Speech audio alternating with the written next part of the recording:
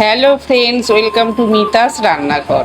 রোদ হোক বা বৃষ্টি, বাঙালির পাতে যদি থাকে ধোঁয়া ওঠা গরম ভাত আর এক বাটি খাঁটি ঝিঙে আলু পোস্ত, তাহলে দুপুরের খাওয়াটা জাস্ট জমে যায়। চলুন দেখে নিই আজকে কিভাবে ঝিঙে পোস্ত বানানো যায়। এখানে আমি নিয়েছি 500 গ্রাম ঝিঙে, দুটো বড় সাইজের আলু আর কয়েকটা কাঁচা লঙ্কা, যেখানে আলুগুলো ঠিক এইভাবে সরু সরু করে কেটে নিয়েছি। আর নিয়েছি পোস্ত। প্রথমে একটা কড়াইতে পরিমাণ মতো সর্ষের তেল গরম করে নেব। তেল গরম হলে তার মধ্যে শুকনো লঙ্কা আর কালো জিরে ফোড়ন দিয়ে একটু নেড়ে চেড়ে নেব।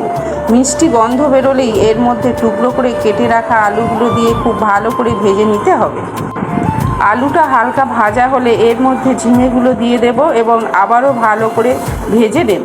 এরপর দেব স্বাদ মতো নুন আর কয়েকটা কাঁচা লঙ্কা।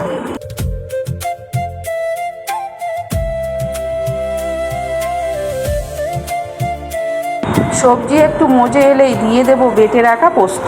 পোস্ত দিয়ে ভালো করে নেড়েচেড়ে নিয়ে এর মধ্যে দিয়ে দেব পরিমাণ মতো জল। আবারও ভালো করে নাড়াচাড়া করে স্বাদের ব্যালেন্সের জন্য দিয়ে দেব সামান্য চিনি। এবার ঢাকা দিয়ে দেব।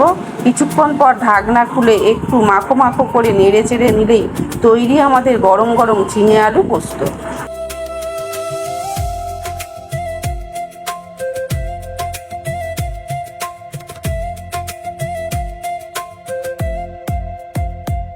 ব্যাস তৈরি আমাদের গরম গরম ঝিঙে আলু পোস্ত।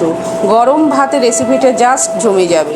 বাড়িতে অবশ্যই ট্রাই করুন আর কেমন লাগলো কমেন্টে জানান। রেসিপিটা ভালো লাগলে লাইক, শেয়ার আর চ্যানেলটি সাবস্ক্রাইব করতে একদম ভুলবেন না কিন্তু।